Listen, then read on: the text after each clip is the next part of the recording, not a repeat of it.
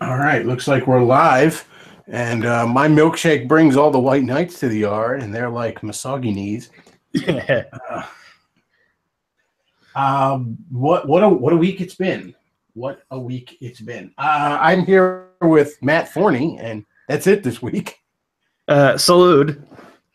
Yeah, no Luke or anything this week, but all right. So there's a few things I want to talk about this week. These are the Marvel cultural Marxist milkshake debacle. We're going to talk about the new episode of Rick and Morty this past Sunday night. The creator of Earthworm Jim was fighting with a tranny recently, so that'll be fun to talk about. And there's a few other oddball topics to get to. It's an action-packed show, kiddies. Yeah, it should be tons of fun here. First things first, a little housekeeping. Obviously, there is the VidMe channel. I have something planned that I think we might have done by the end of the week. We'll see. But my next video, it's going to be on why the Teen Titans cartoon sucked. So look forward to that. There are, I don't know, 4 videos. I have completely lost track. But there's videos on the VidMe channel. Check out the VidMe channel. Good stuff on there. It's like vidme.com/Bechtloff. Also, next week, the stream will be an hour late. I have some evening plans, which I'm not going to be able to be here at 8. It's probably going to be 9. I'll be here. Maybe 10. If it's 10, I'll tweet about it or something like that, but probably 9. Come on, Bechtloff. You don't gotta be so coy about your upcoming sex change. Yep. Well, that's the only way I'm gonna be able to write for Marvel. But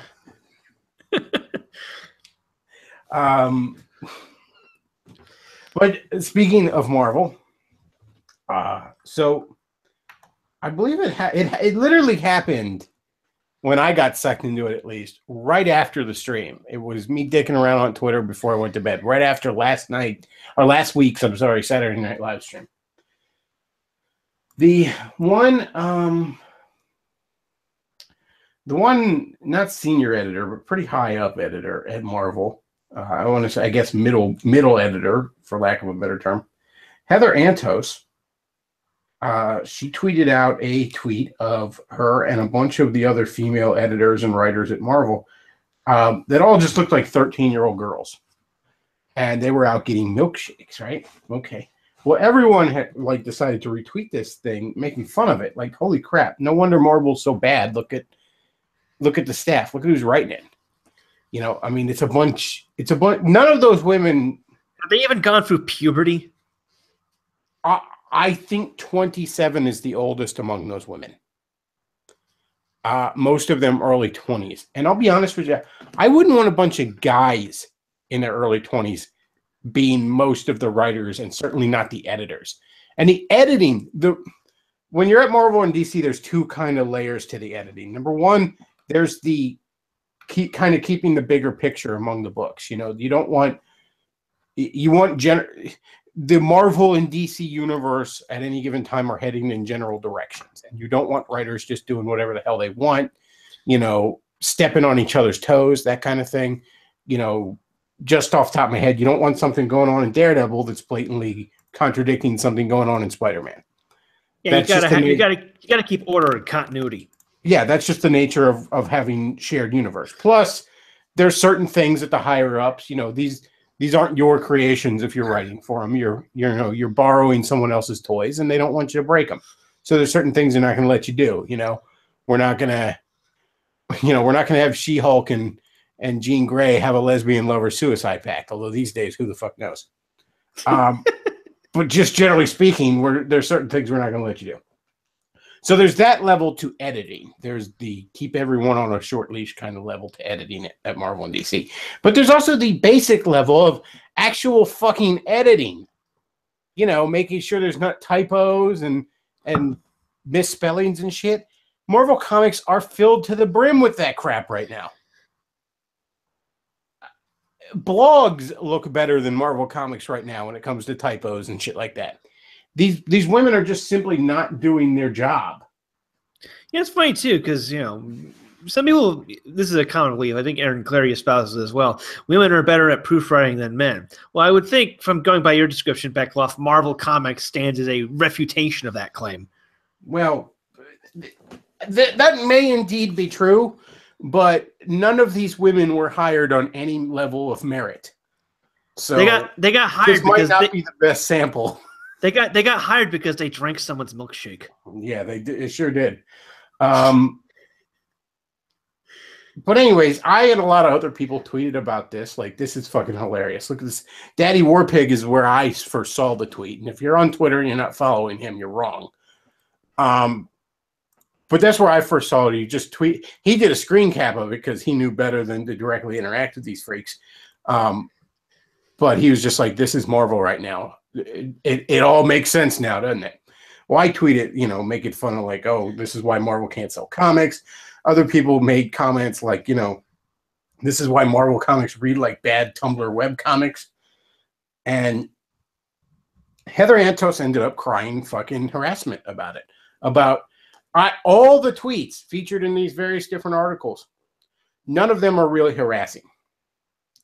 A few of them are kind of rude. That's the worst thing you could say about it. She got some kind of rude tweets. Frankly, I got worse in response to it from fucking white knights coming out of the woodwork. Why did you kill yourself, Bechtloff, afraid of strong, independent women? Yeah, afraid of strong, independent women that can't handle salty tweets. The worst tweet I saw of these articles was mine, and this is, in my opinion, the rudest tweet.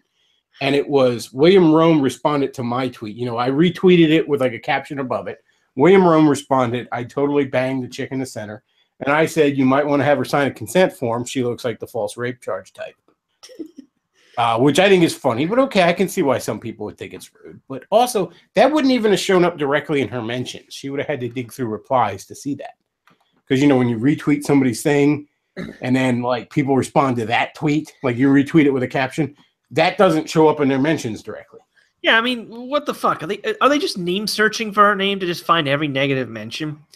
I mean, I'm associated with there's this character on Twitter called Goylent Green. I don't use Twitter, but I find some of his stuff funny. Just be warned, he's a real asshole.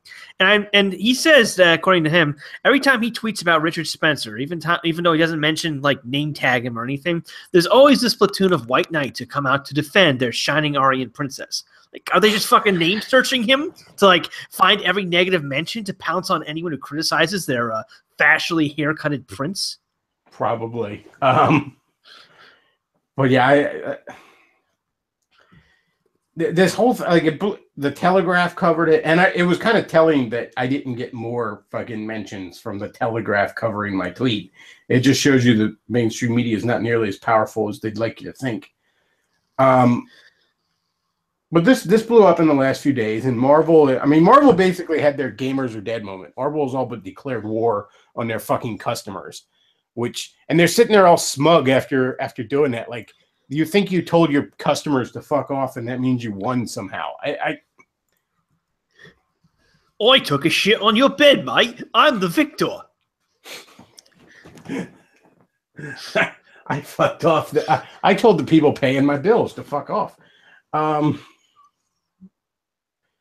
It really is a shame. It's like, it doesn't have to be this way, and Marvel needs to turn itself the fuck around. Look, right now Marvel it has Disney behind it, obviously, but right now Marvel can afford to lose money, obviously, because the movies are making money, because the movies are still largely good. If you enjoy good old-fashioned superhero stuff, you're probably going to enjoy these movies.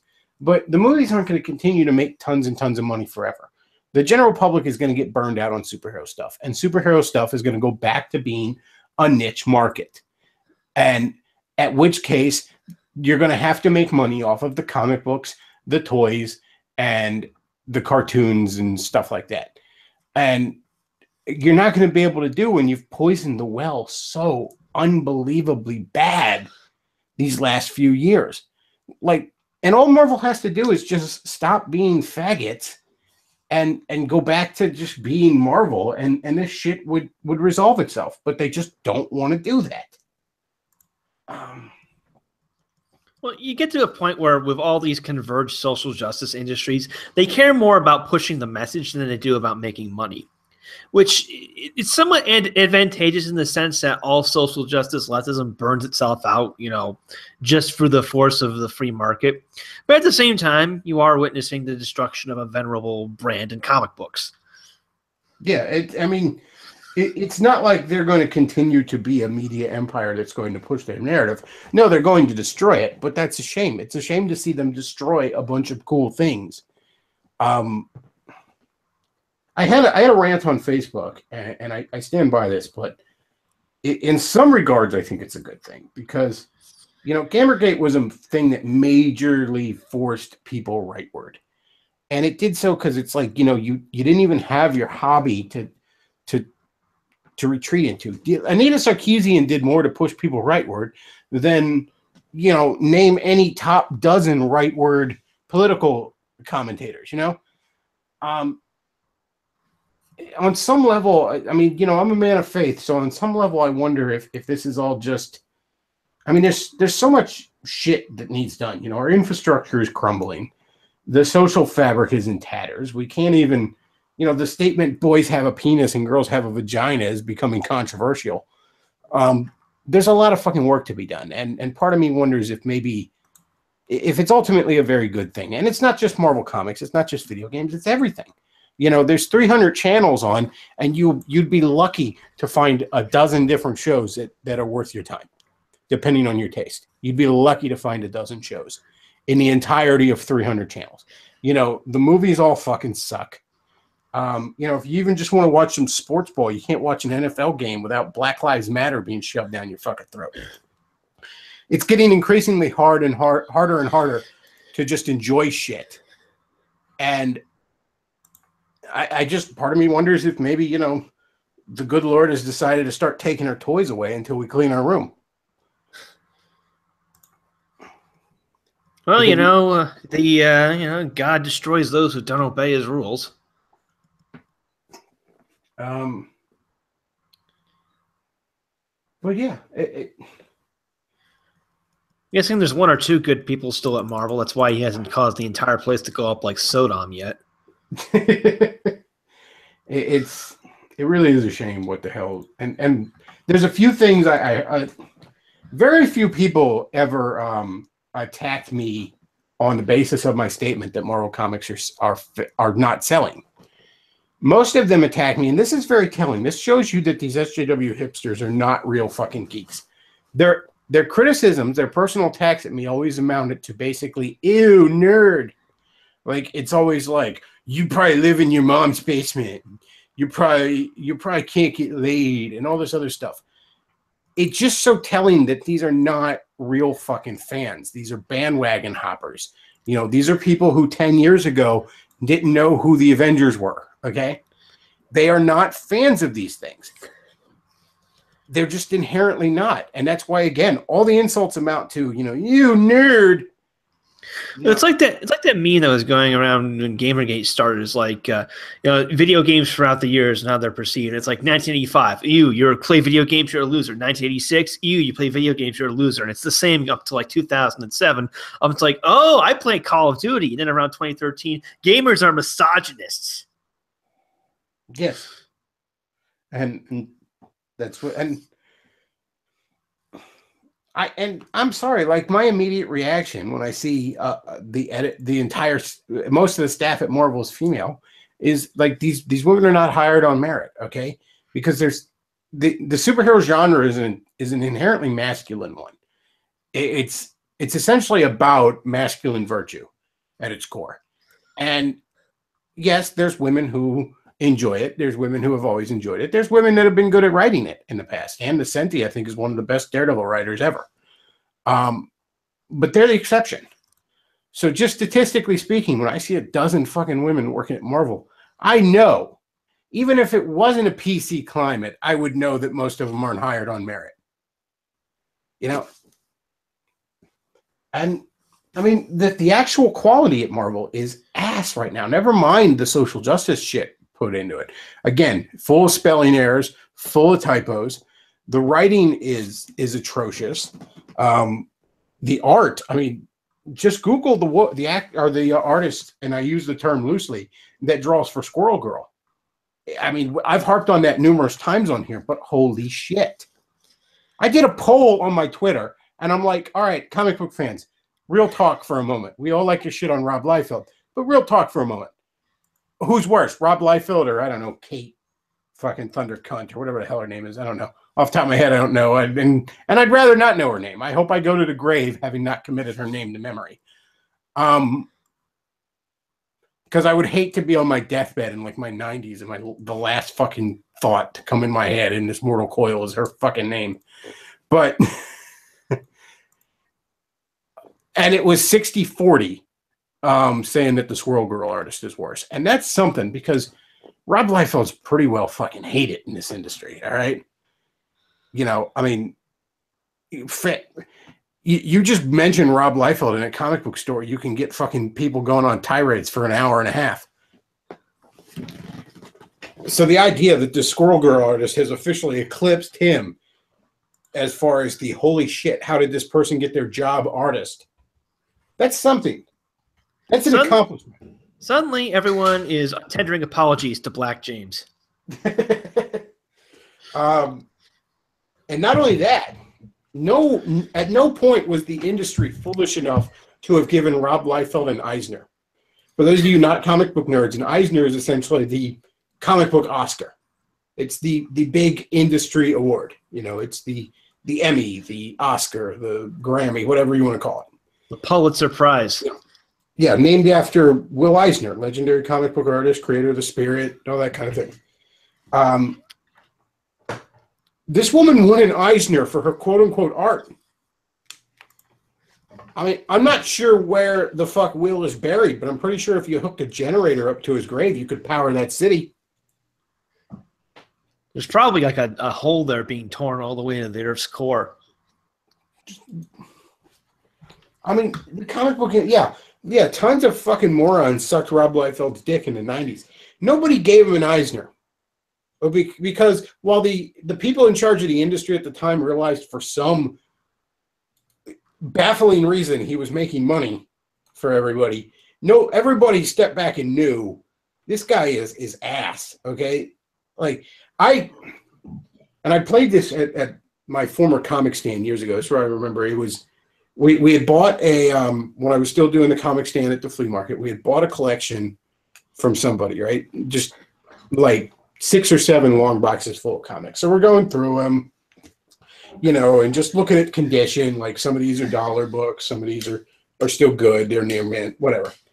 Well, in the one box was a videotape, and it was like a videotape from Hero magazine, which was one of the wizard type magazines at the time.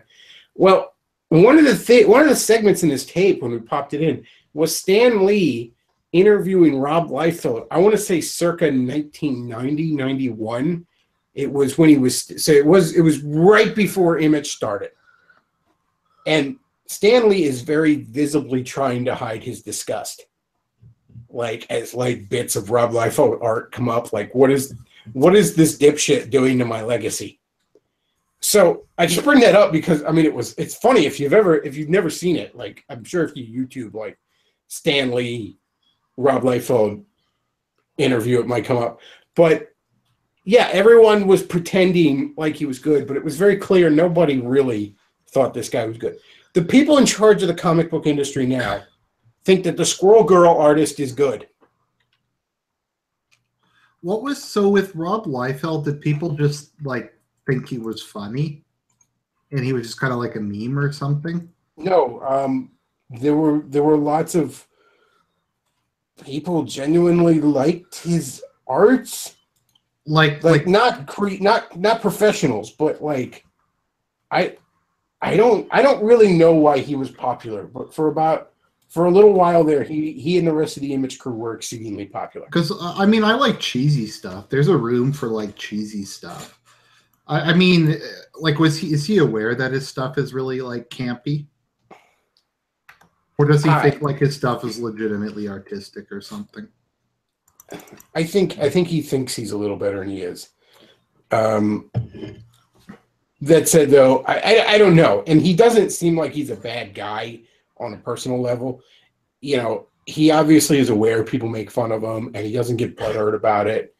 You know, like somebody made fun of him at a Comic-Con one time. And like, there's this famous book from the 70s that has remained in print to this day called How to Draw Comics the Marvel Way. And it doesn't just go through basic illustration. It talks about like dynamic posing and stuff like that. It's a very good read for an aspiring artist. But somebody just to be a dick went by his table and just like threw a copy of it down and walked away. That's pretty funny. And he thought it was funny, and then he had, I guess, had a house fire like a year prior. And he goes, "Hey, you know, thanks a lot. I had lost my copy in a fire." So, I mean, he's not a bad guy by any stretch. I mean, you know, yeah, I don't really understand how he still keeps getting work, but like, I've never really felt the need to slap Rob Liefeld in the face. He kind of like that dumb, like drunk uncle, like who everybody just kind of like makes fun of. Rob doesn't mean any harm. He's the token sniffer. Like if I could sit down with Rob, I might pull out some drawings and go, really, Rob, what were we thinking here? But and now he is apparently very difficult to work with. Yeah, I can imagine. To the point where like his biggest defender in the industry for the longest time was a writer named Robert Kirkman, creator of Walking Dead and Invincible, who finally got a chance to work with Rob Liefeld. And I mean, Kirkman was a fan of Rob Liefeld when Kirkman was a kid, and they didn't even last a full story arc on this book that they had created together before, you know, creative differences crept in. So, I mean, he doesn't seem like pure fucking evil like the people in church. And he, at the very least, was able to never be angry or snippy at the fans, despite the fact that he took a lot of shit.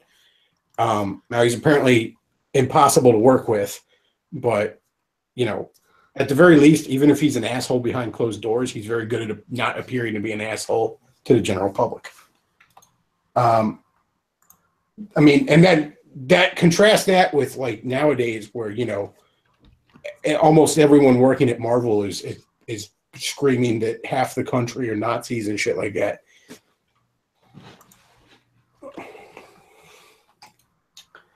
It's a mess. It really is. And like I said, the way these white knights would attack me, it just was indicative of the fact that these are not comic fans. The vast majority of them, you know, they're here because it's trendy to like these things right now, or to pretend to. Oh, sorry, just a side note. I bought my tickets for Fan Expo yesterday. Oh, cool. I don't know if any of you have ever heard of Fan Expo. I mean, I've heard of it. I'm not sure exactly what it even is. I think it's like Comic-Con, but the Canadian version. Oh, okay. So I get to go all 4 days. I love going to those cons. Yeah, you can usually find really oddball shit there. In fact, over the years I've done tons of Christmas shopping for friends going to cons over the summer. Like I would usually have most of my Christmas shopping done in like August and September. Just because that's where you can find the really oddball shit. You know what I mean? That's what else did I want to talk about this week? The Earthworm Jim creator, Tan Naple, I guess that's his name on Twitter. I'm not overly familiar with this guy, but it is his real name. I don't know how he got it. Yeah, that's a very odd name, but okay. He was one of the creators of Earthworm Jim, and he was involved with VeggieTales for a while. I don't know if he's one of the actual creators, but he was apparently involved with it. I'm not very familiar with this guy, but he seems like a cool dude. And some tranny on one of these fucking gaming magazine sites, showing my age there. A fucking magazine. How old are you, Grandpa? But no, it decided to write this article about how Earthworm Jim isn't really that good. And there's actually some legitimate criticisms in that argument. I think the gaming mechanics of Earthworm Jim are very unpolished. It tries to do a million different things. It very much obviously valued style over substance. It's still a pretty good game, and the style of it is just amazing. But then this person... I don't think he was trying to make a work of art with it. I think it was kind of supposed to be a joke. Yeah, it was just a fun, goofy kind of parody of a lot of gaming tropes. Well, this person, because again, leftists have the thinnest of skin imaginable these days, decided to be like, well, really, the humor in it is very mean-spirited, and it doesn't age well. Okay. Again, I think there's real legitimate criticisms to be made of Earthworm Jim's gaming mechanics.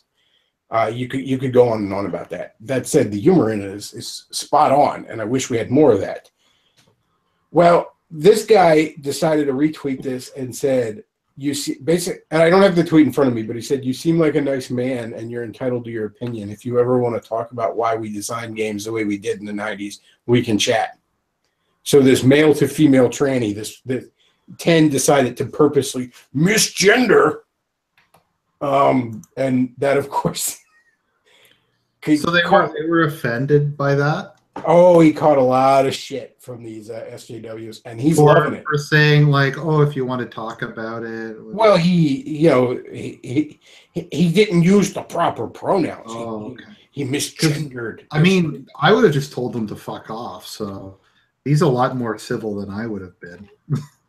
But yeah, he took the pot shot at him because it's funny. It's fun to fucking take that pot shot at him. It's fun to watch him freak the fuck out.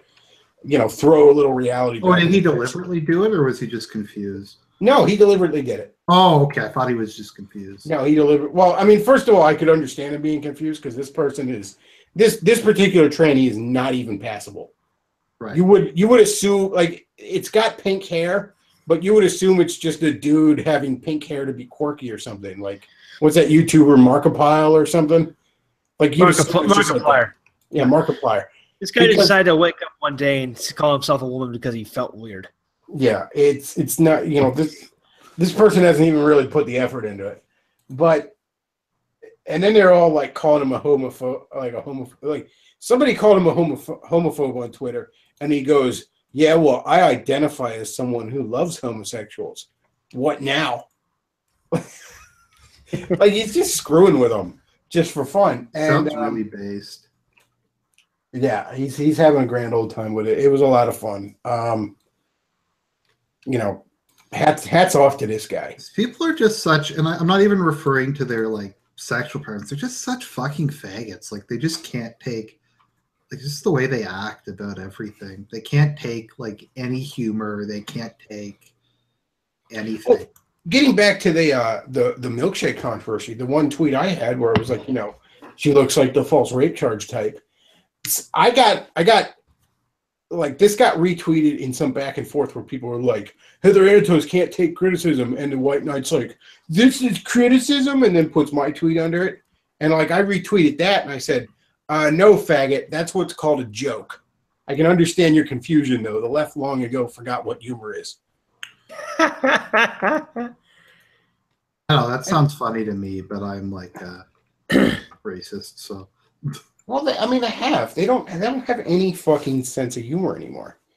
You ever see this one webcomic where it's like, I don't know, some fucking cat lady in her pajamas, and this is written by a liberal, and it even sounds like it's a conservative making fun of it. It sounds like a right-winger making fun of it. But this was written by some leftist, this webcomic. This little cat lady is sitting there like, oh, on Netflix, like this movie I remember from the 90s. And then they're like, they're like some church lady grasping their pearls. They're like, oh my, that's so sexist. Oh, that's so homophobic. Oh, that's so transphobic. Oh, that's so racist. And then turns it off. Oh man, the 90s sucked. And it's like, no, you just forgot how to fucking have fun. I love the 90s. That's why there's no good comedies anymore. You notice that the R-rated comedy is basically fucking dead now? Yeah, like I noticed, like it was like with Wedding Crashers on, I call it the jokeless comedy. Like they just stopped having jokes in comedies, like at all. Well, Wedding Crashers is a good example. Like I like Wedding Crashers, but Wedding Crashers is held up entirely by the delivery and the performance. There's no real solid jokes in it. It's got actors that are very good at being funny. You know, Vince Vaughn and oh man, I'm blanking on his name, but the fucking Colin Farrell. But I'm thinking of the guy that was the chick's dad. God damn, I'm blanking on his name. He was in Pulp Fiction. Christopher Walken. Christopher Walken, thank you. I just had a brain fart where I couldn't think of his name.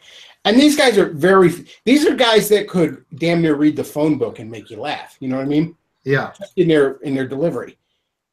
But other than, I mean, the last R-rated comedy I saw that I actually fucking liked was, I think, The Hangover. And that's something where I like it, but I don't like the effect it had, because every R-rated comedy since has tried to be that. And it's even worse when they get a bunch of chicks and they try and recreate this. Oh, like Ghostbusters? Well, I was thinking like Bridesmaids, or there's something with Black Widow, Scarlett Johansson coming out that's like the same thing as Bridesmaid. Oh, Atomic Blonde, or no? No, it's some comedy. It's I don't know, like Last Night or some shit like that. I don't know what the fuck it's called. It's Bridesmaid the remake. I don't fucking know what it is. But the point is, like, none of these are fucking funny anymore. Like anything Judd Apatow made. Oh, those forget.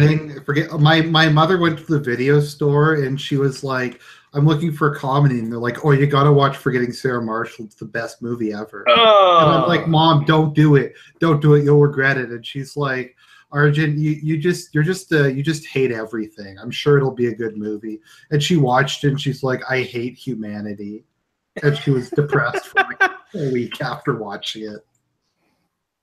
One of these I fucking watched, and it was some Judd Apatow, and I can't remember the name of it, and I don't even want to remember the name. Oh, Funny! Have you seen Funny People? Oh no, I didn't see that. Was horrible. That was the worst. That was one of the worst movies I've ever seen. That movie made me want to slip my wrists. It was a 2.5 hour long film with just dick jokes.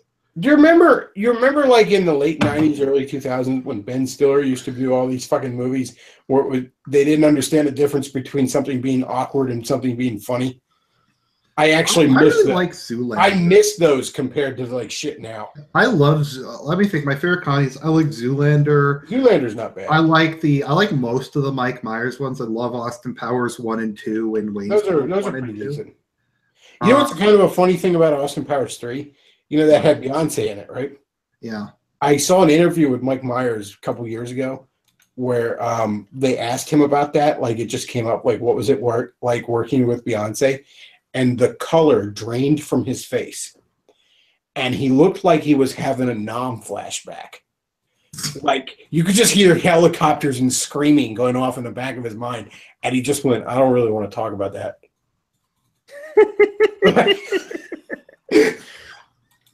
That's how horrifying of a person Beyonce is. You know that movie? I actually like Dude, Where's My Car? I've never seen that one. I actually liked it. It was like awesomely retarded. I saw some movie with Ashton Kutcher where I think it had Tara Reid in it, Boss's daughter. And this movie was so unbelievably bad because I remember at the time, like, and this was still in the heyday of video stores. So like, we go to the video stores, and they had just put out the old Ninja Turtle cartoon on DVD, and I'm like, oh shit, I want to rent this, and my girlfriend at the time's like, yeah, maybe next time, which was her polite way of saying, I'm not sitting down and watching that with you, you dork. But we ended up renting A Boss's Daughter, and that shit was so bad that we're like 30 minutes into it, and she just like gets up and she's like, we should have rented the Ninja Turtles. Like, it was just fucking horrendous. Okay, someone points out Tropic Thunder. Yeah, that was one of the last comedies I actually kind of liked. Yeah, I like Tropic Thunder. But again, Tropic Thunder is one of the last ones where they didn't. I mean, they have a character in fucking blackface in that movie. I mean, they don't. I mean, well, there was jokes. There's not a lot of fucks given, Most comedies don't really have jokes anymore. Well, you have to have balls to do a comedy. That's the thing. You can't be safe. I think it's like Patrice O'Neill said, in comedy, someone has to get hurt. Yes, somebody has to pay the price for comedy. There has to be, it has to be at someone's expense. I remember Jerry Seinfeld said he's not doing comedy shows on universities anymore. Well, he didn't say it this way just because the people there are such faggots. He's like, they can't deal with, like, even relatively, like, they can't deal with a liberal Jewish comic making jokes. So it's just like, Chris Rock said the same thing. He doesn't do shows on universities anymore because they have no sense of humor. Somebody in the chat just said, "Dude, where's my car?" is the DSP breakup story. God, I love Dude, Where's My Car. I recommend, like, if you haven't seen it, it is just awesomely retarded. I remember my father saw it and he's like, "Son, this is why people fucking hate America." Because they make shit like this. Yeah, I mean, there are no good R-rated comedies right now. That's all but dead. Frankly, other than superhero movies, Hollywood can't produce a fucking thing remotely worth watching. I mean, the only other thing that even makes them money is to drag out Star Wars. I don't know. They've made a lot of good movies this year. I mean, well, generally they got to drag out Star Wars' rotting corpse other than that to get money. I have heard Baby Driver's pretty good. Baby Driver was excellent. Dunkirk was excellent. The John Wick movies, the last War for the Planet of the Apes was excellent. Yeah, I've heard that was good too. Like, this year's not been that bad. I'm looking forward to the new Blade Runner movie. I'm kind of hyped for that. I actually think, though, and this is just because of what's going on in my area specifically, but I think I'm all but done going to the movies for a while because the 2 movie theaters in my county have switched entirely to doing this, like, they have the much bigger seats and they do assigned seating. Oh, yeah, and for reasons that I cannot get anyone at these places to explain to me because no one, it's just some girl behind the counter and the manager's never available. You can't get the good seats, like, that are a little further back. You can't fucking get them. I don't know if people have season passes to them or something, but all 3 times that I've tried to go, they've said they were unavailable, and the 2 times I actually went, there was no one sitting up there. It's like they're forced. I've had to sit in, like, the second row when I saw both Wonder Woman and Spider-Man, and I'm just not doing it anymore because it was like the last straw where I'm like, I can go to Walmart and I can buy a fucking DVD for $20, and that's less than it costs 2 people to go to the movie theater, and I fucking own it. I can't justify it anymore. They have this thing they're trying to do in Canada called D-Box, which is like 4D, so it's like the seats move around when you're sitting on them. And I'm like, that's entirely intended for Black people. Like, it's like some high time preference shit. I would have spent like an extra $20 or whatever to have my seat vibrate under me. So it's the rumble pack of movies.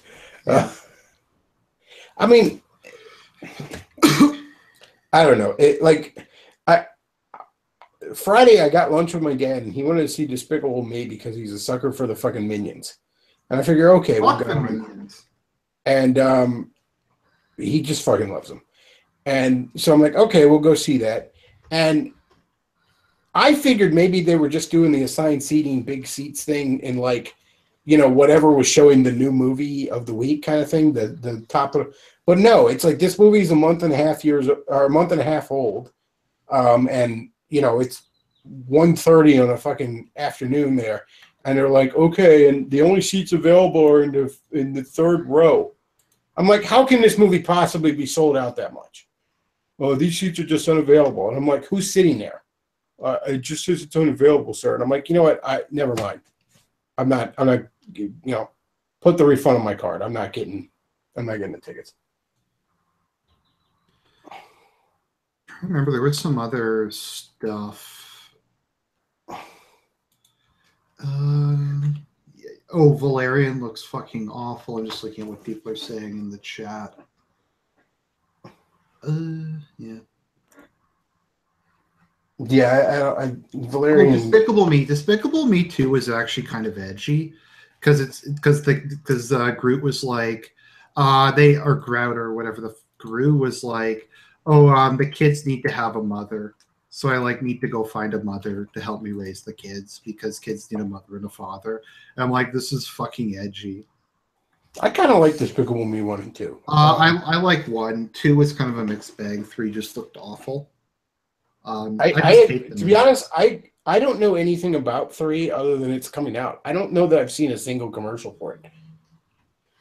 But I mean, I'll probably check it out when it's on video. But I mean, like I realized the Minions had become fucking autism magnets, but I still like those movies. Yeah. They're not. Yeah, they're not. You don't believe the Minions are cancer?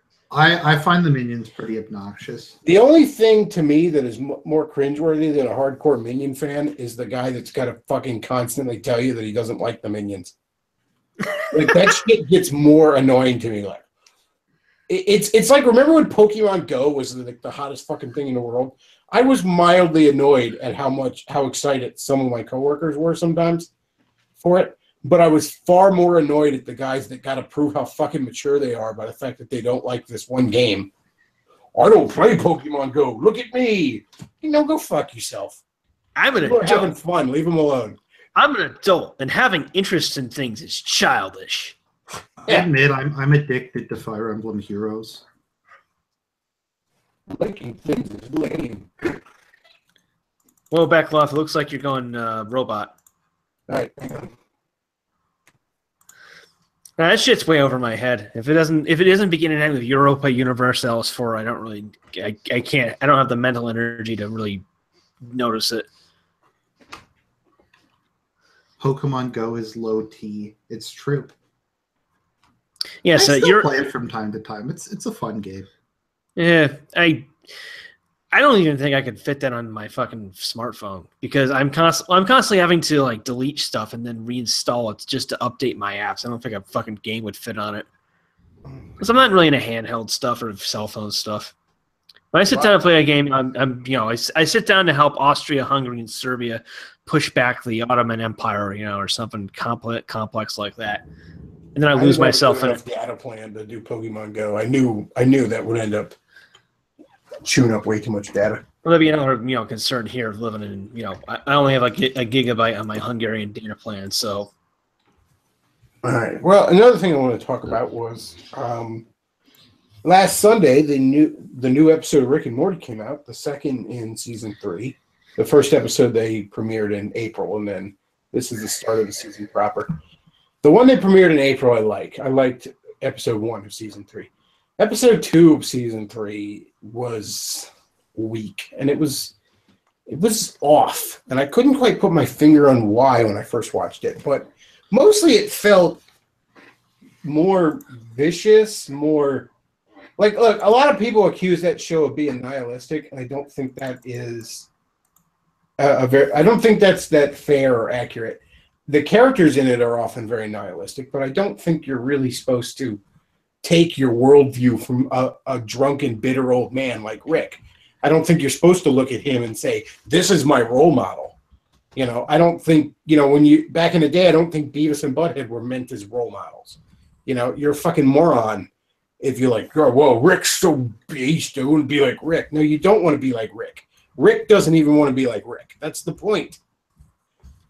That said, though, this episode, though, I can totally see why people fucking think that now. Because that episode was just vicious. And then I come to kind of find out why. Right after I watched it, I saw some articles popping up on Facebook of, isn't it so awesome that Rick and Morty's hired a bunch of female writers this year? Oh. It's going to be the best season yet. Oh. And then it just instantly went. Like, it's like when there's a twist at the end of the movie that you didn't see coming, but it makes perfect sense, and you're almost like, how didn't I see that? That's what it was. That's what it was to me all of a sudden there. I was like, oh, yeah. Looking back, that episode was very, very vicious in its tone, and it was kind of vicious in a rather feminine way. You know what I'm talking about, guys. You know that the female of the species is considerably more vicious than the man. Was that like the feminist episode they did? No. It was that was bad. That was actually making fun of feminism. No, it was. Oh, okay. There was something very. First of all, the way the episode treated Jerry, it actually made me both like and identify with Jerry more. It made him more likable than he's ever been, and it also like at the end of it, there's like a wolf that has him cornered, and he has like a bag of chips in his unemployment check, and the wolf wants his unemployment check just because for some reason the wolf wants to see him suffer. It's just like weirdly, and then this next episode that's coming up tomorrow night looks like just kind of dumb random wackiness for its own sake, and that to me just strikes me as how women in the room of writers would write. Last week's episode struck me as a woman trying to write an episode to prove she can be dark like the boys, and this coming episode based on the previews looks like a woman wanting to show that she can be wacky and funny like the boys. It comes across as, above all, very try-hard.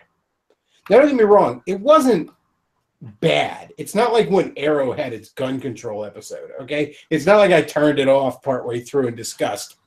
Arrow did a gun control episode? Yes, and it was horrific. It was the dumbest fucking thing in the world. Here's how dumb it was. The one character who is a vigilante, who is a gun-toting vigilante by night, is like working security for Mayor Queen's office. Or no, he's just working as an assistant, and he pulls out a gun when the mayor's office is attacked, and Detective Lance, or former Detective Lance, starts giving him shit like, "How come you have a gun? You're not supposed to have a gun. You're on parole or something." Lance knows for a fact this guy is a gun-toting vigilante by night, and he suddenly has a problem with him having a gun. That's how poorly written the episode was. I actually, in my head, I don't even consider the episode canon. I'm like, that didn't even happen. That was a bad dream one of the characters had. That's why it makes fucking sense. Yeah, I'm a Fruit Loop who dresses up in a costume to go fight crime, but goddamn you for having an instrument of self-protection in your home. But even, like, how could... You know he has guns. You know for a fact he goes out at night in a mask and shoots people. And now you're like, but you can't have it during the day or something? What the fuck is your line of reasoning? It's always annoying, like, especially in things where they use violence to resolve their problems, but it's like, no, you can't use violence to resolve your problems, only they can. It's like when Batman is like when it's really poorly written and Batman's like, "Oh yeah, I don't like guns." Well, I'm sorry, not all of us spent 20 years fucking being trained in martial arts. Some of us need a fucking gun, Bruce. Not all of us had a fortune left to us by our parents who were untimely murdered in an alleyway when we were kids. Yeah. Not all of us drive around in a nuclear car. Okay, some of us got to make do, buddy. But no, this Rick and Morty episode was not nearly that bad. I didn't turn it off or anything. It just felt off. And I fear that this whole season is going to be like that because of just virtue signaling bullshit. We hired female writers. Aren't we so awesome? No, you used to be, but now you're not. And again, it's just such a shame. You got to see so much stuff getting just shit up for this stupid fucking PC crap.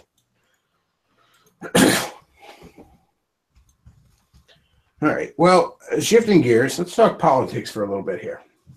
Yep. A lot of people are talking about this, and I started to really give it some thought here. Mark Zuckerberg is looking like he wants to run for president come 2020. Oh, fuck.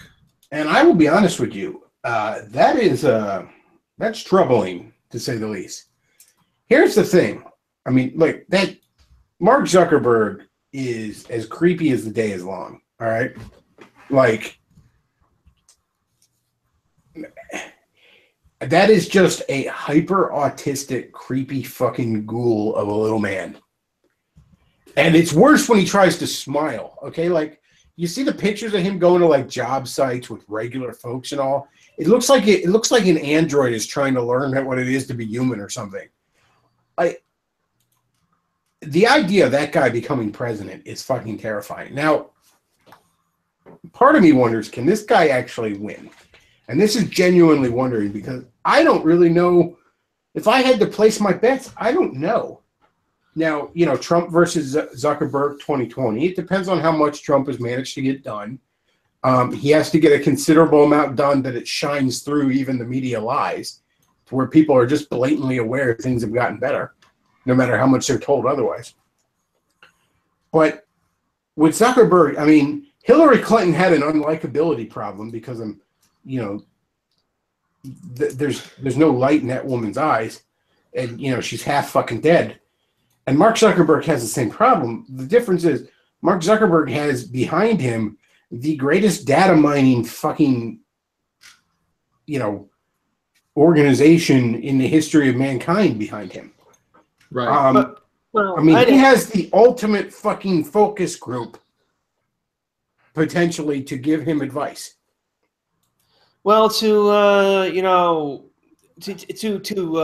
white pill you, as the kids say, Bechtloff, Zuckerberg is hiring Hillary Clinton's former advisors. The same ones who caused her to lose? I don't think we got anything to worry about. He'll try to run because he is that much of a megalomaniacal psychopath. He's not going to win. He's not going to win because he has no charisma, and he's taking advice from exactly the wrong people. The other thing, too, is one Twitter feed I try to follow, even though I'm not on Twitter. It's called liberalism.text, and it's leftists who are attacking mainstream liberals for their vapidity and obnoxiousness.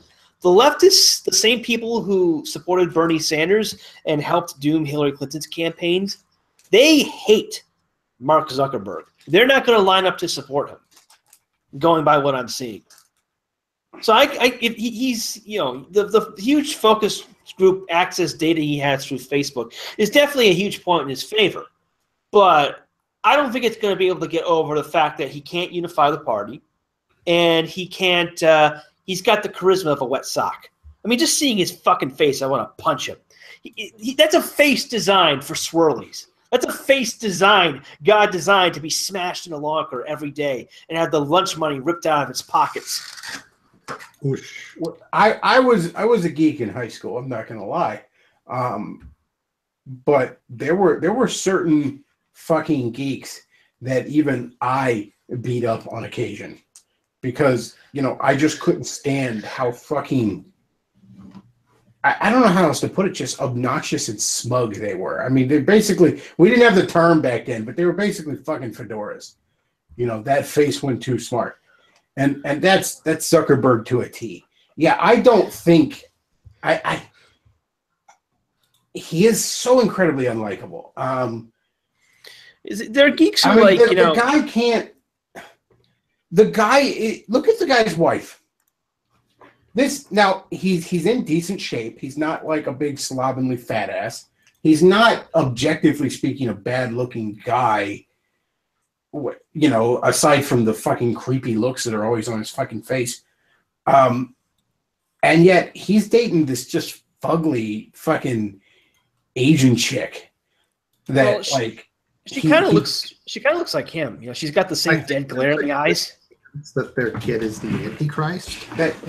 I wouldn't be surprised. I think there's a decent chance.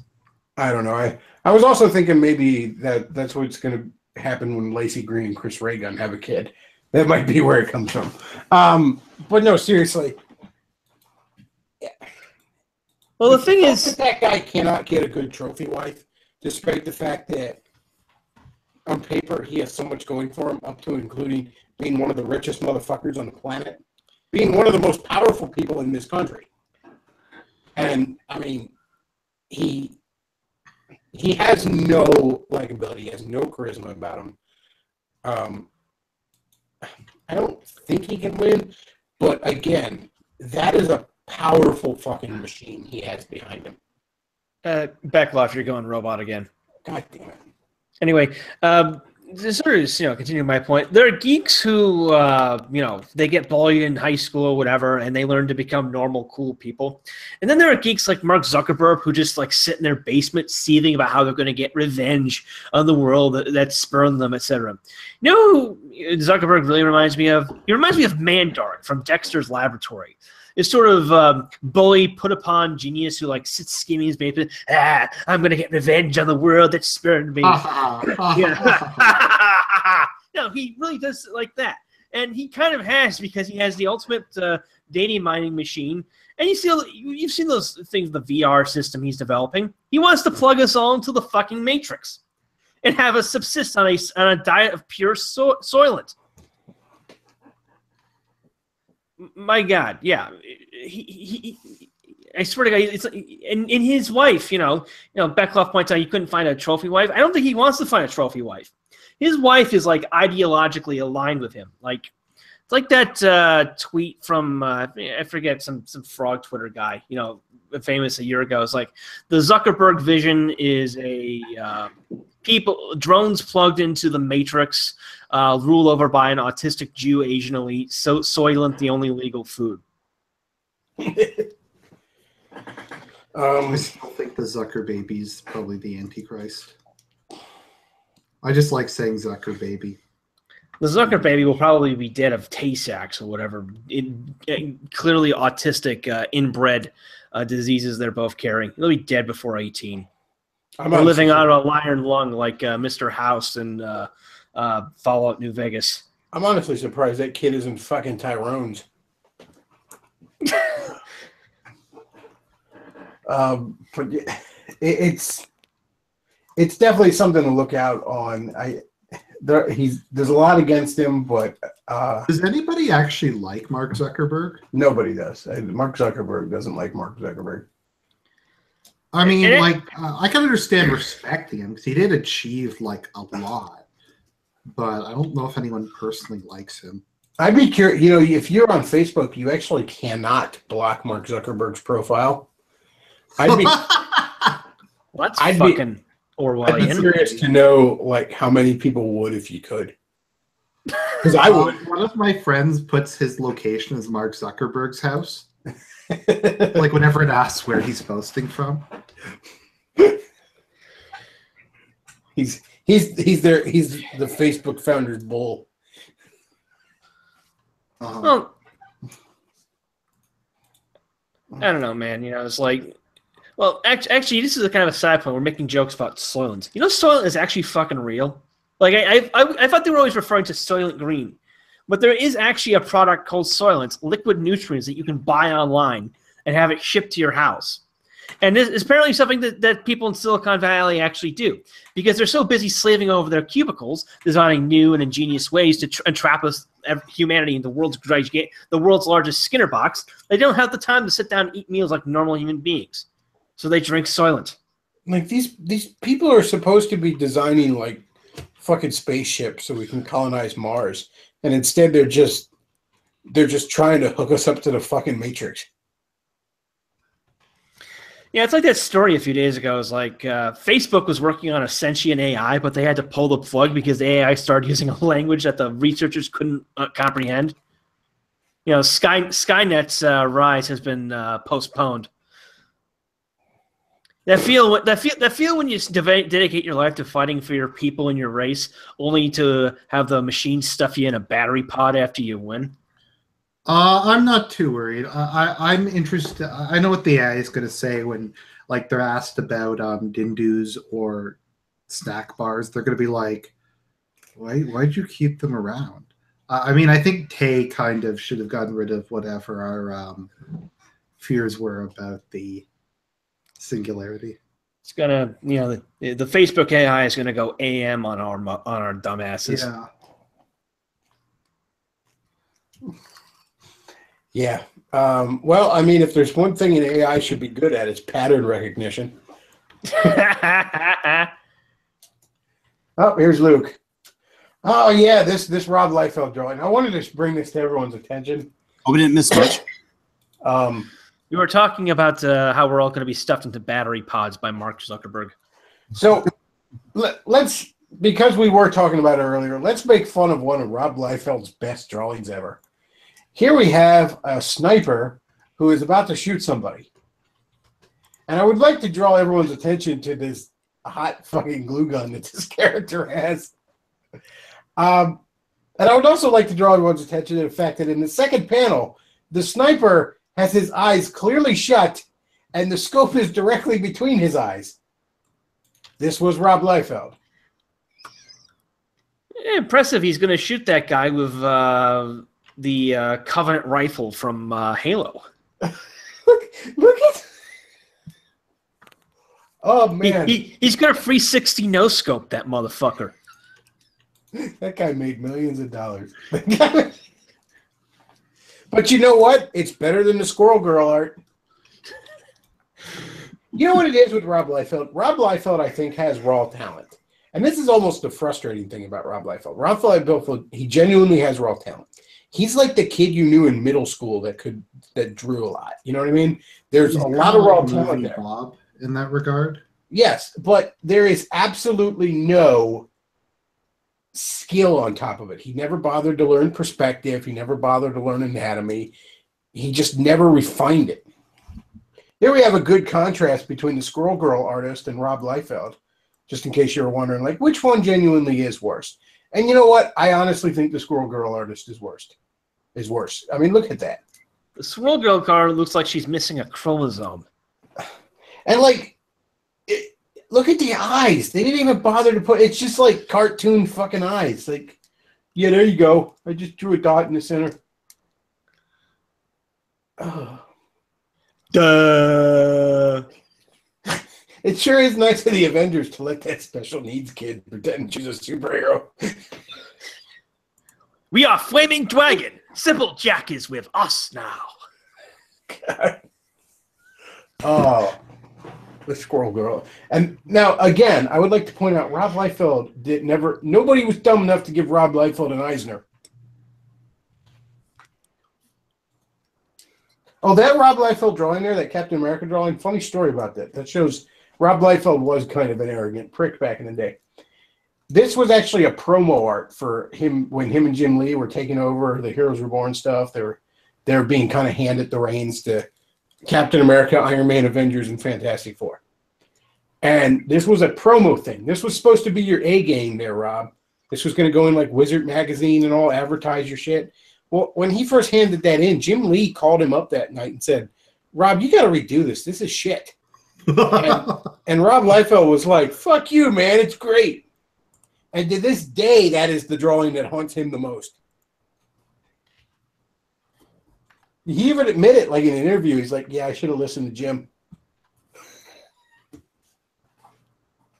Oh. So he admitted it was shit? Oh, yeah. Yeah, he's like, yeah. Again, he's not a bad guy. He's just kind of a douche. He sounds like kind of a doofus. He's just a bit of a douche. But, like, you know, I don't believe Rob Liefeld needs to fucking... You know, he writes, he sounds a bit like Linkara.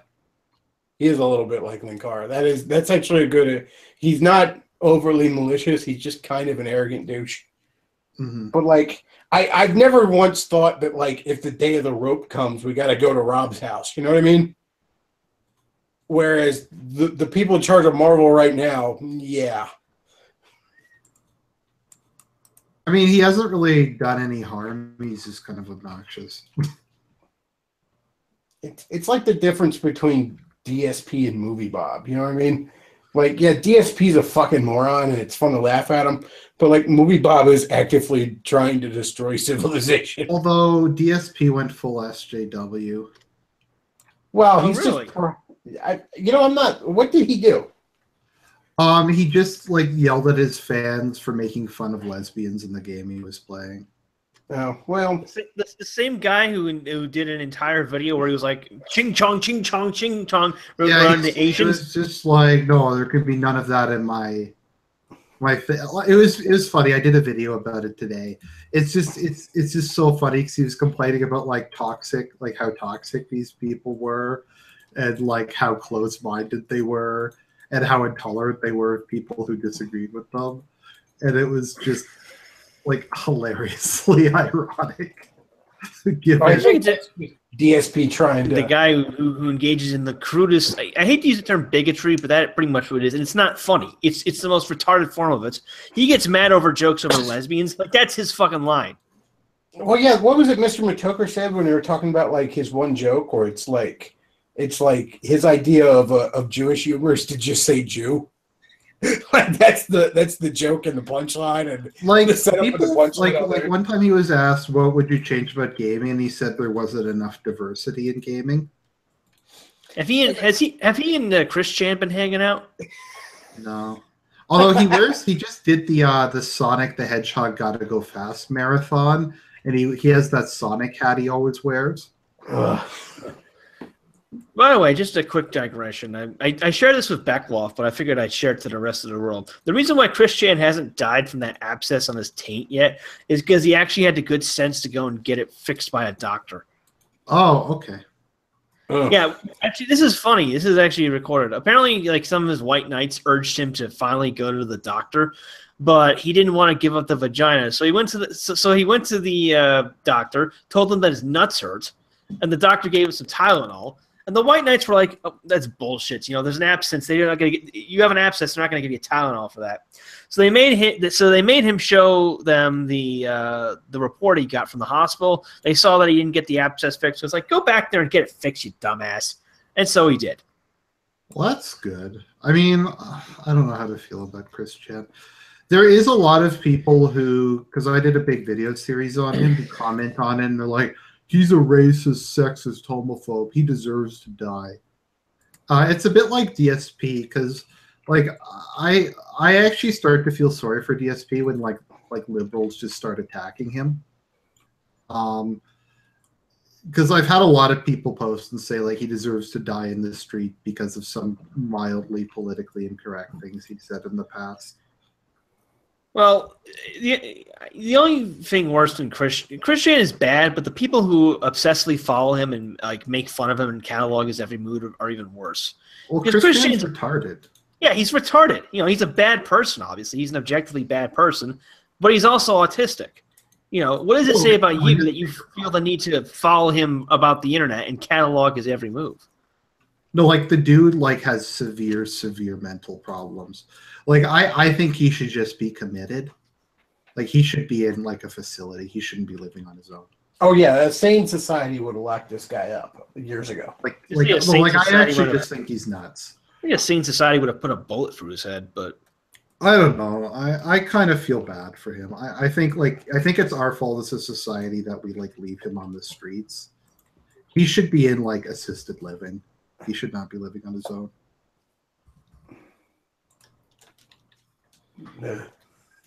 Good old Chris Chan.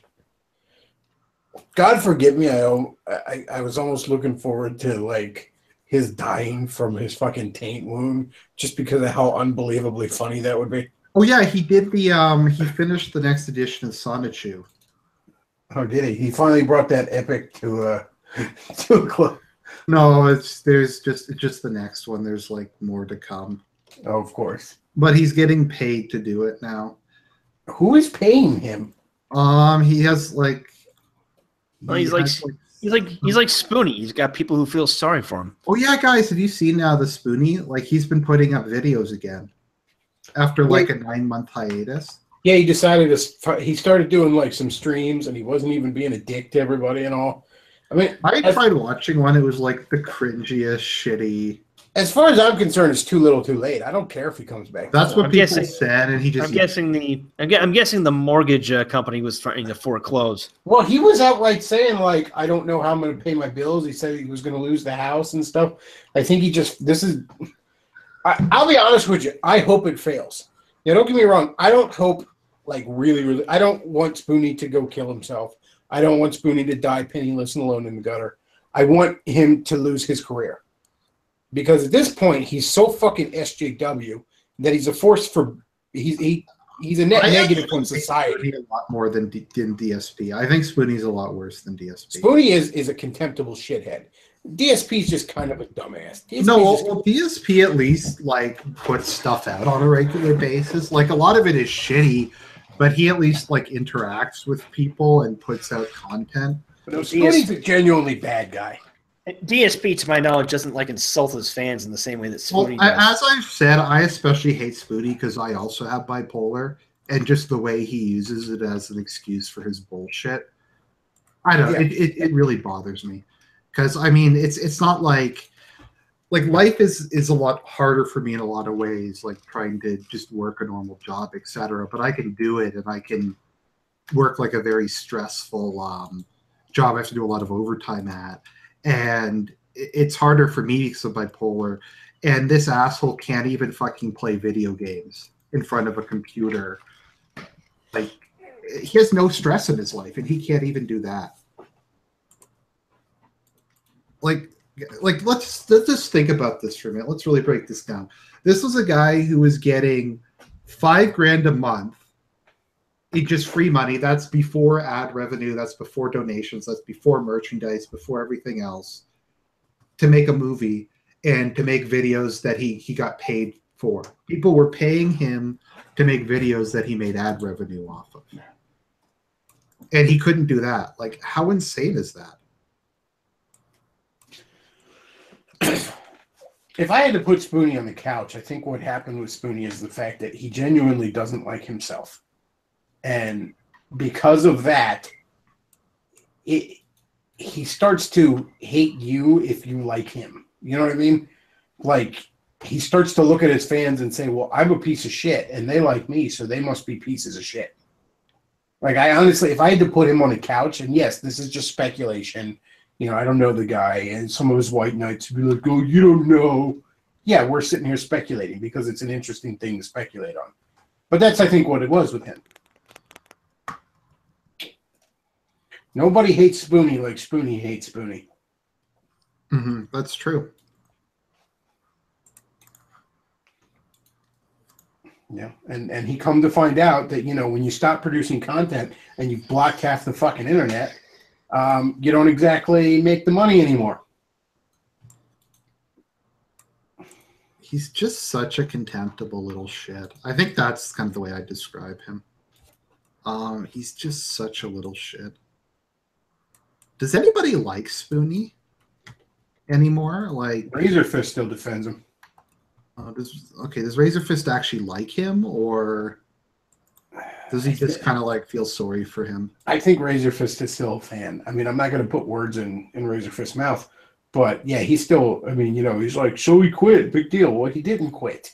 He still collected all that money. Well, yeah, but nobody has to give him money. Nobody, you know, it's not a legal contract. It's just Patreon. I'm like, but I'm not talking about what's legal. I'm talking about what's right and wrong.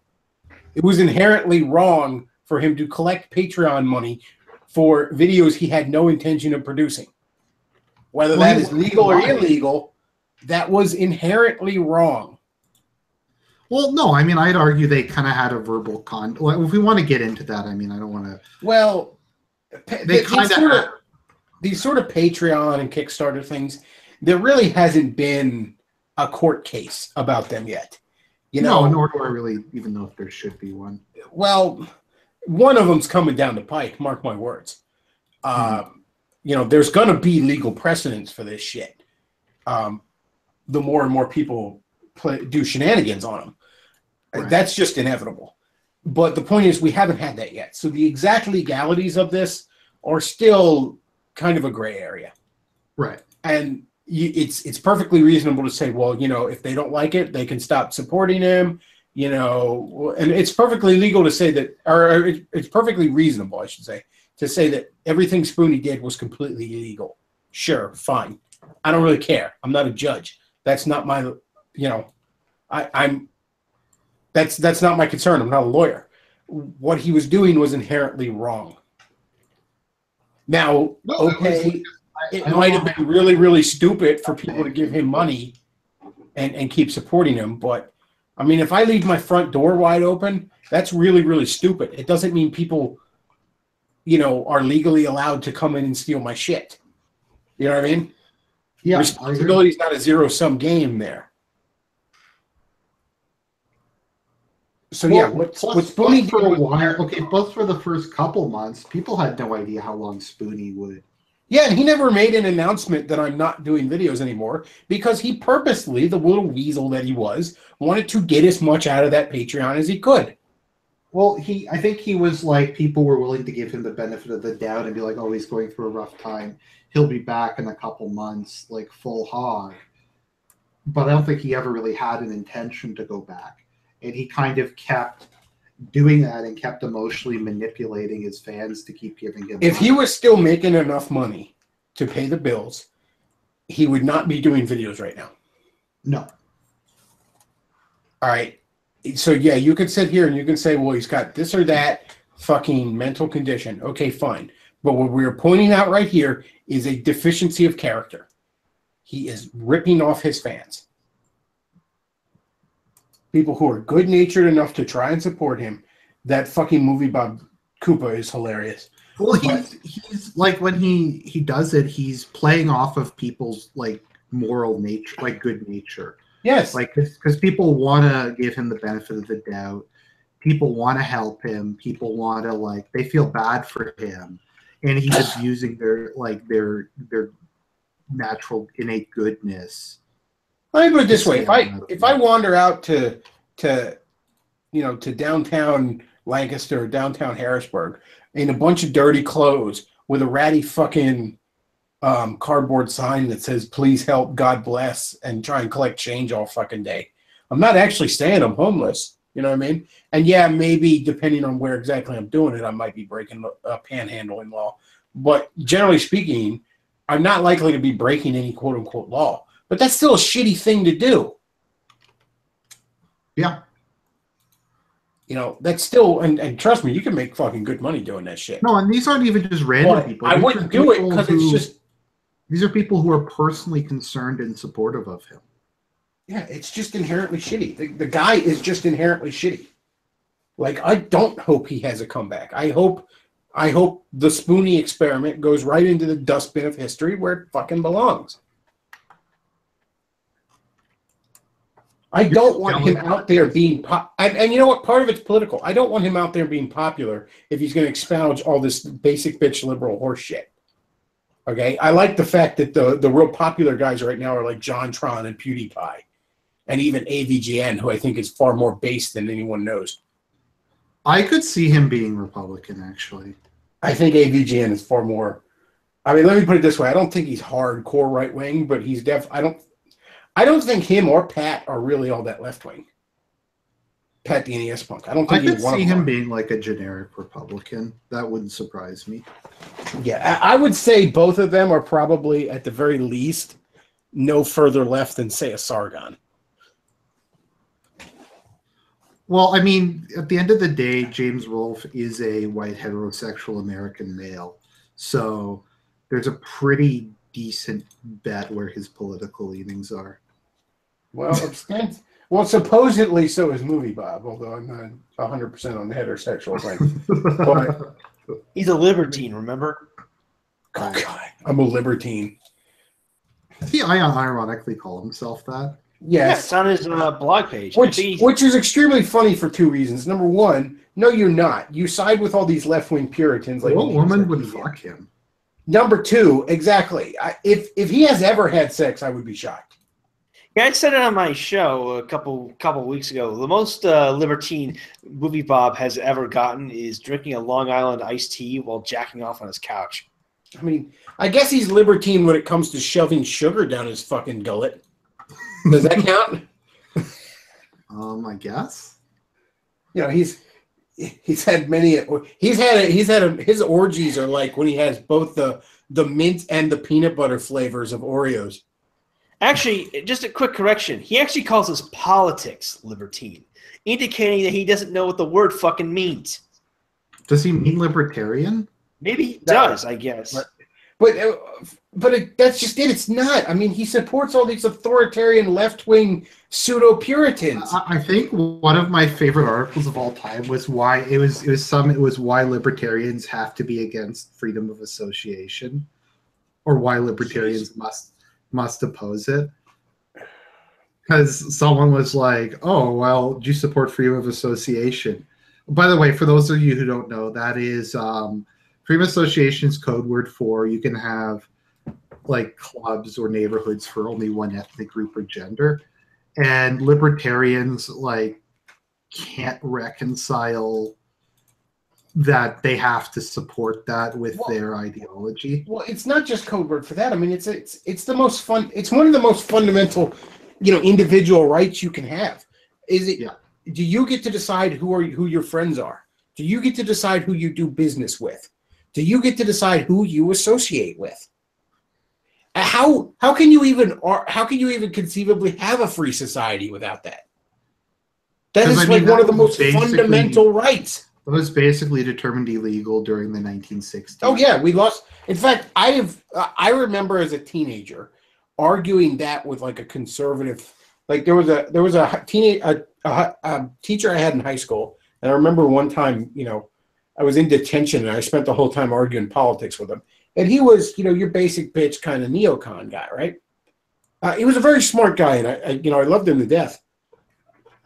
But I actually made the point that even back then I was saying, the parts of the Civil Rights Act that, apply to private businesses are a violation of the freedom of association.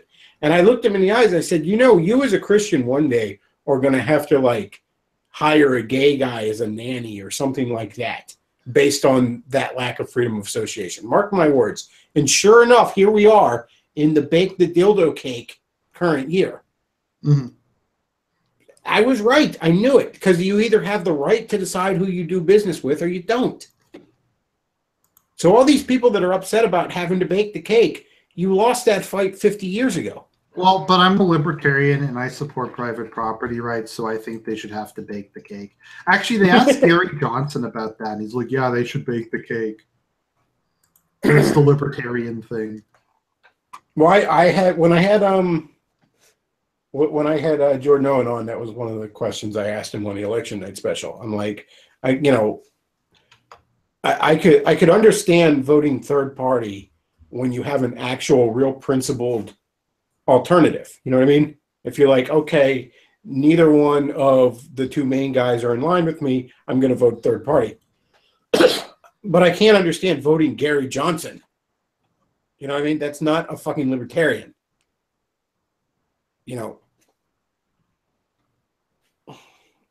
Fuck Gary Johnson. Gary Johnson. It's like, I'm sorry, but libertarianism is supposed to be about more than weed and buttholes, Gary. Okay, there's a bit more to it than that. All those, I think that's what Ann Coulter said. She said libertarians are fucking pussies because they just care about weed and gay sex or something, and then they booed her. At the time I thought, well, fuck you, Ann, but now I'm like, I see where you're coming from. But yeah, it's an interesting world we live in now. But I remember it's kind of funny when they always accuse us of the slippery slope fallacy. Has the slippery slope been wrong in the last 50 years? The slippery slope isn't a fallacy; it's a prophecy. Right. I heard a joke once where it was like, the slippery slope is the is the worst ride at the water park, because just wait for it was something like, because wait till the kids find out what's waiting for them at the end.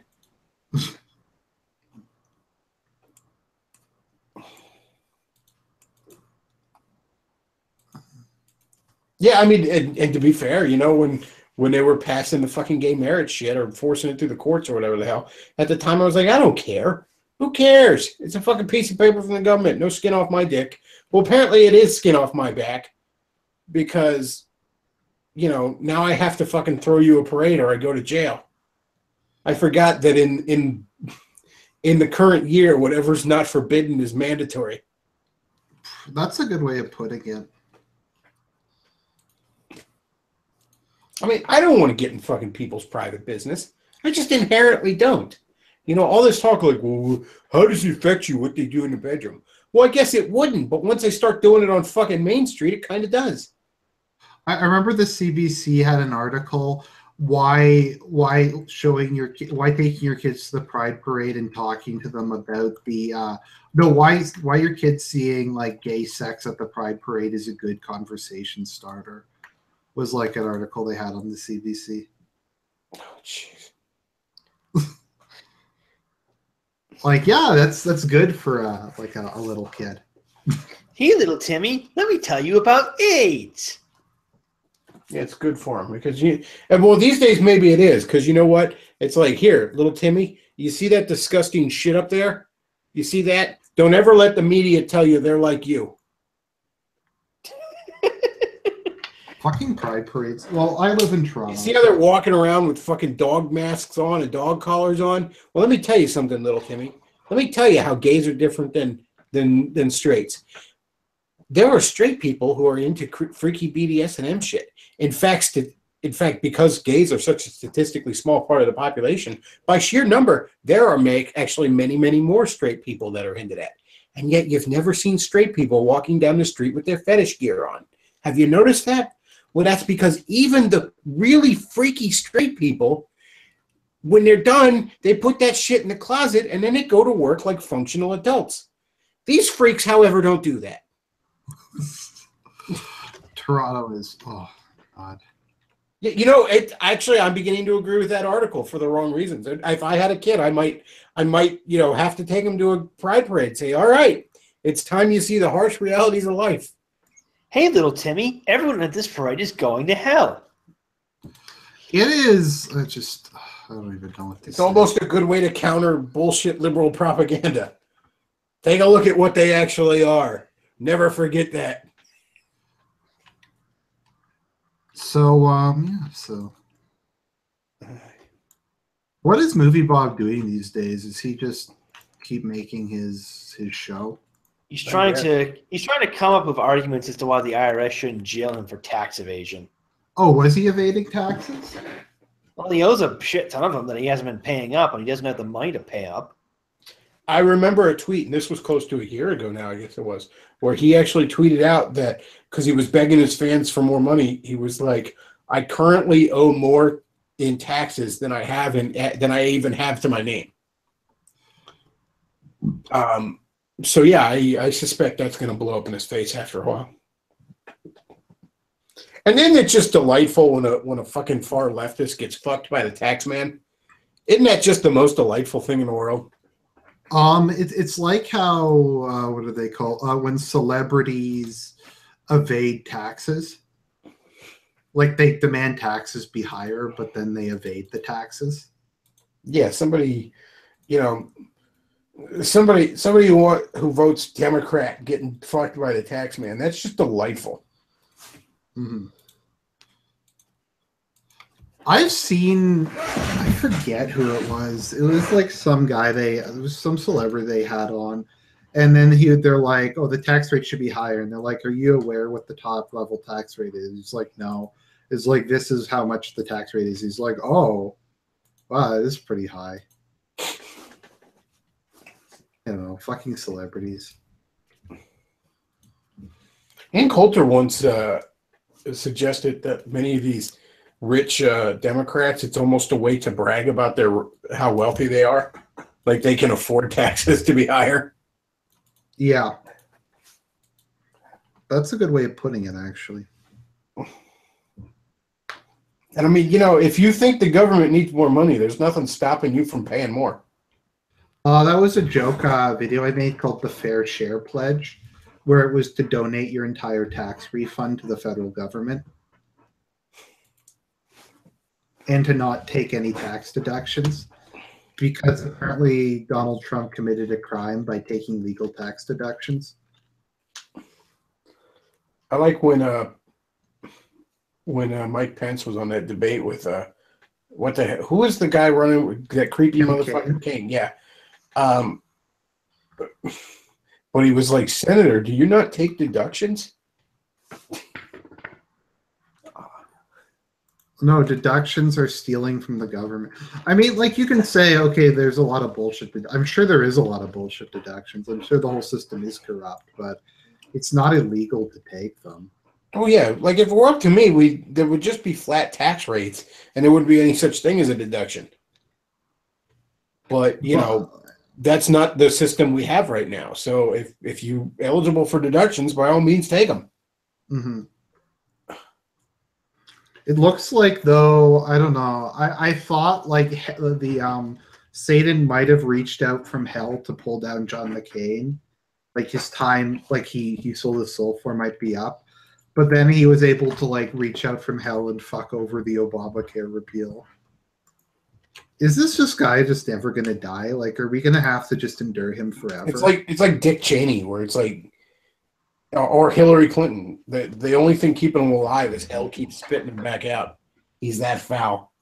But yeah, John McCain is, the best part of him died in Nam.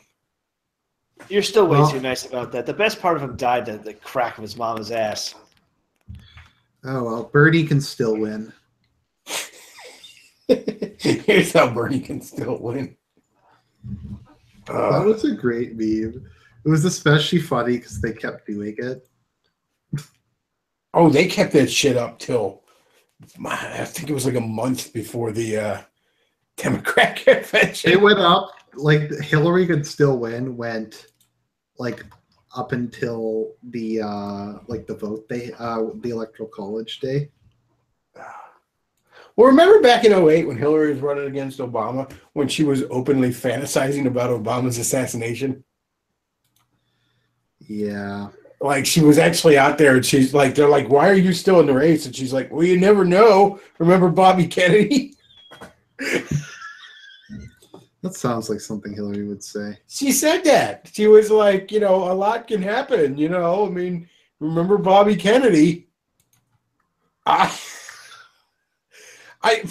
honestly thought she was going to kill him after that. Like, I thought Obama was going to commit suicide after she said that. I'm surprised the Clintons weren't able to kill Julian Assange. I'm sure they tried. Oh, I'm certain they've tried.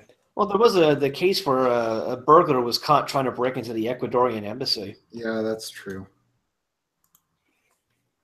I really wish we could just fucking get Hillary prosecuted. I mean, enough's enough. Like, Trump needs to call Sessions into the office and says, you need to grow a pair of balls. It's like the only thing you can get Sessions excited about going after is fucking weed.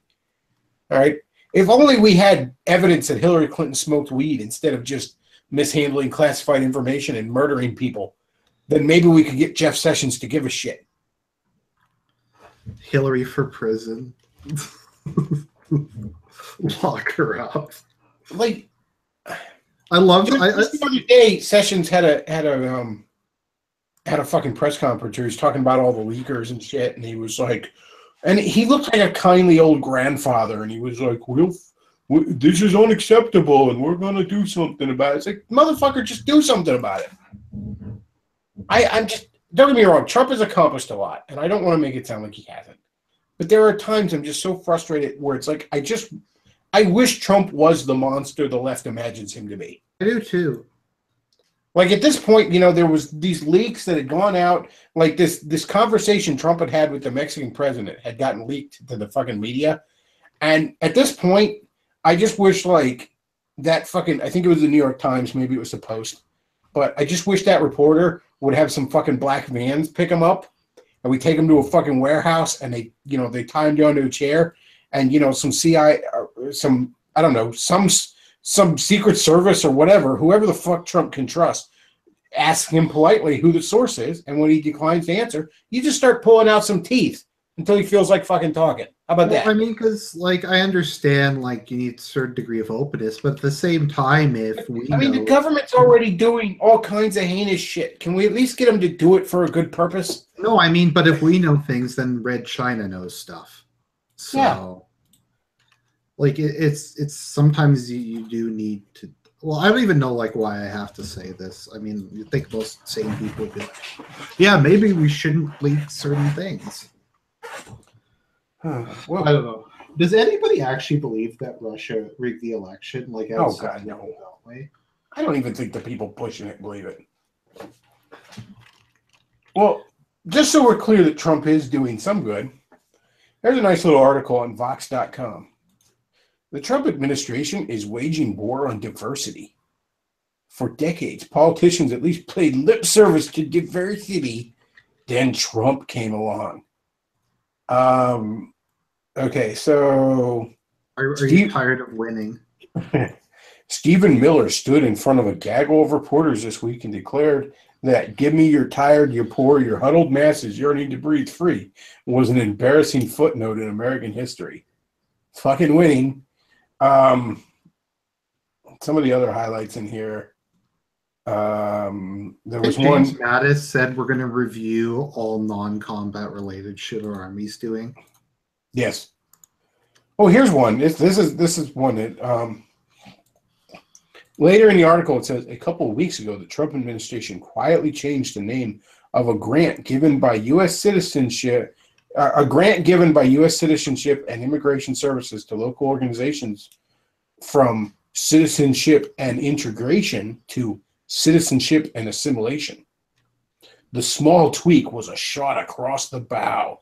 It's a declaration of who should be considered fully American, not just putting down roots in the community, becoming integrated into its economy and civil life, but assimilating, sloughing off something of one's ancestral culture to take on something American instead. Again, this kind of shows you the sliding or the moving goalpost to the left. Remember, in the old days, it was the left that was pushing, well, it's fine, they're going to all assimilate and shit. And isn't that the idea? Wasn't that supposed to be the idea that they came here to be American? Because if they didn't come here to be American, then it's not immigration, it's migration. You know, if your ancestral fucking culture is so great to you, why did you leave? Well, no, I mean, that's what they say in Canada. They always frame people coming as here as we're doing them like a service.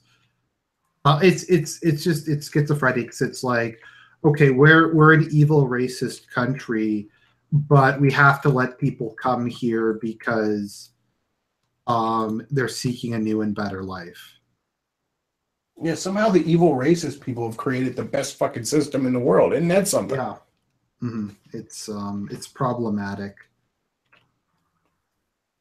I mean, like, look, you can argue exactly how much immigration we should have, ethno-nationalism versus civic nationalism and all that shit. But look, it's one thing to argue whether or not a multiracial society can still be coherent and function, but a multicultural society outright fucking can't. A multicultural society is basically an oxy-fucking-moron. And if people want to come here and they don't want to be American by any fucking meaningful sense of the word, then fuck them. I don't want them here. I don't want you to hold on to your fucking language, okay? Because the language is the big one, all right? At the most basic thing of a fucking civilization is we have to be able to do business with one another. We have to be able to communicate, all right? So fucking learn the goddamn language, all right? Okay, but that's building walls. Allowing people to communicate with one another in a common language is building walls, and we need to tear those down. But Bechtloff, don't you realize that only people from Britain and Australia can speak English? I mean, obviously that's not true. But if it were true, then I guess we only need to take in people from Britain and Australia, because I'm tired of having to fucking press one for English. Really nearly sheep on the bobby, mate. I mean, I'm sorry. The multi-language shit, learning the language is the first fucking act of assimilation. If I can't even get you to do that, then as far as I'm concerned, fuck deportation. I say we only send back your head. Whoosh. Well, the other thing too is like with this was commented upon when Jim Acosta had his run-in with Stephen Miller. You know, the first thing these shitlobes always do whenever anyone proposes any sort of immigration restriction is they always go that stupid Emma Lazarus poem on the Statue of Liberty. Give me your poor, your huddled masses, blah blah blah. To which I have to scream like Kinnison, "It's a poem, you fuck! It's not in the Constitution. It's not a law. We don't have to follow it." And you know what else is at the end of that poem? Yearning to breathe free, right? Well, you know what wasn't at the end of that poem? Yearning to fucking bring Sharia. All right?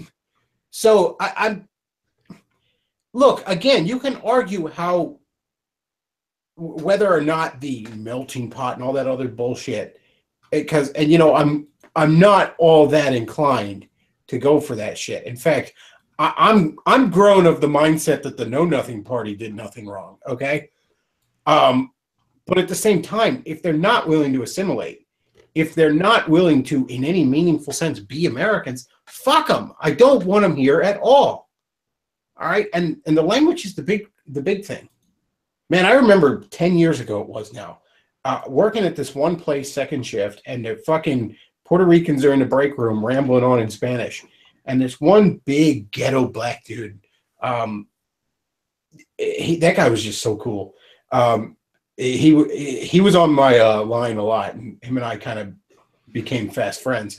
But this guy was fucking huge. This guy was like Vin Rhames huge. I mean, like, most people were intimidated as hell by this guy.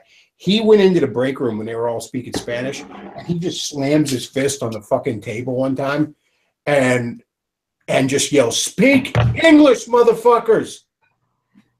And like it got dead silent, and they kind of all left. And I was like, "Man, you're lucky. They're gonna like go to HR or something." He goes, "Let this company fire me. I'll fucking say they were racist and shoot their balls to the wall." But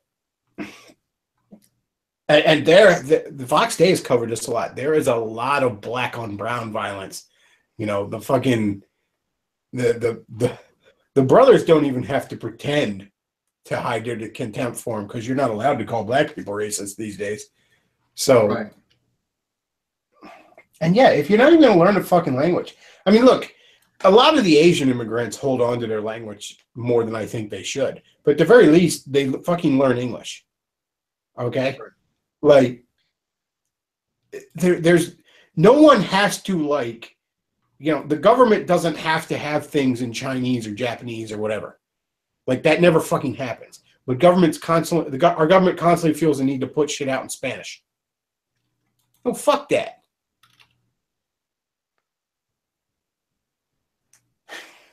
I remember in high school, I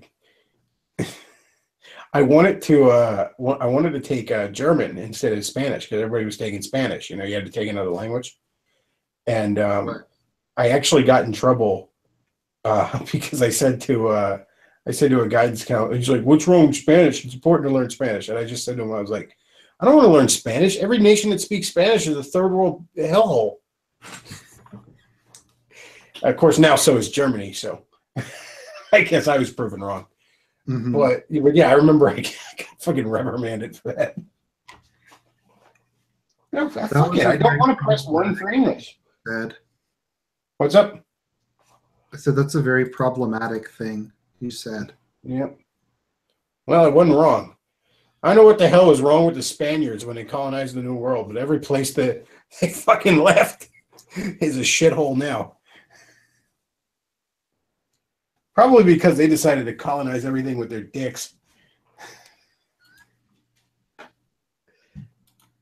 Their idea of colonization was kill the males and fuck the women.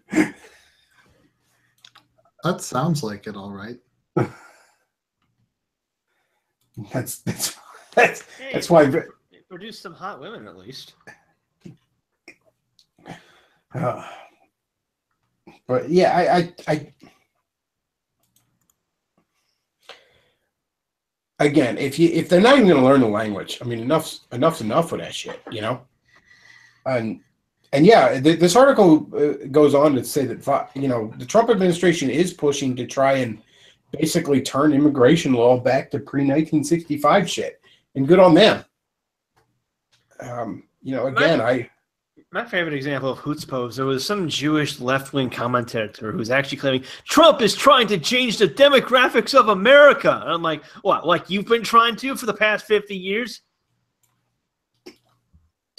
well, I'm all for open borders for Israel. I think the time has come. The Israeli people deserve to be culturally enriched. They need, otherwise Israel will not survive.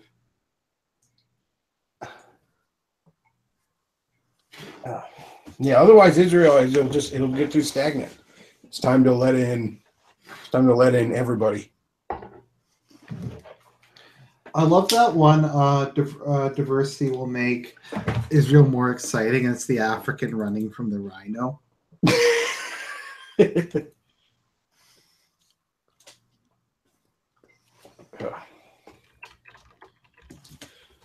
But yeah, I actually saw years ago, and I can't remember. This was, I mean, I didn't even have a YouTube account. This was when YouTube was still kind of new. It was probably like 07. And it was this fucking Italian guy is just rambling on about like Hispanic immigrants and how much he can't stand them, right?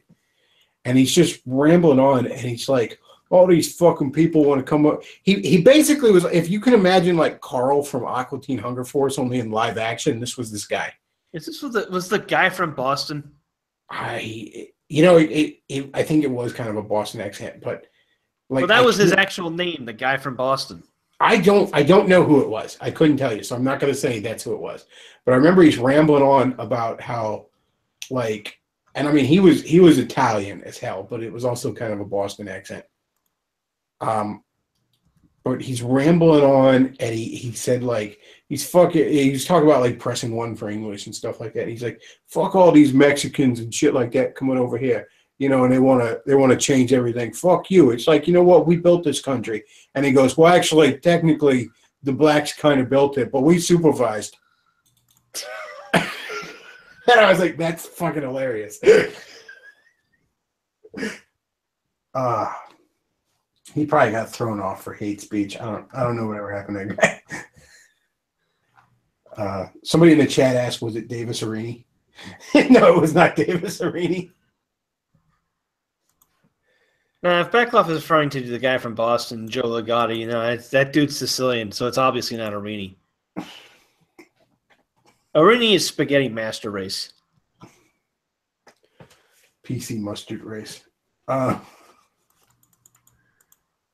right. Well, you know what? I think that's about it for this week.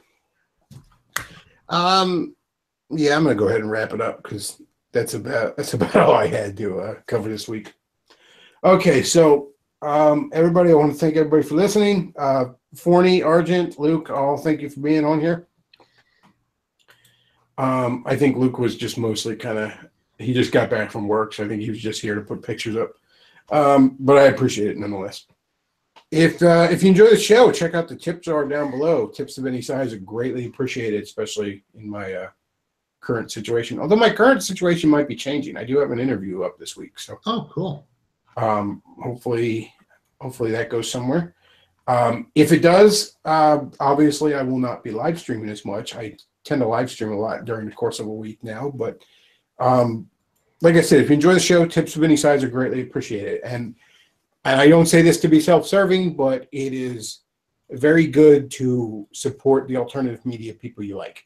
And if that's me, I certainly appreciate it. If that's somebody else, if it's that guy T, if it's Chris Cantwell, if it's fucking Alex Jones, whatever, you know, go out there, you know, and donate money or buy water filters, respectively.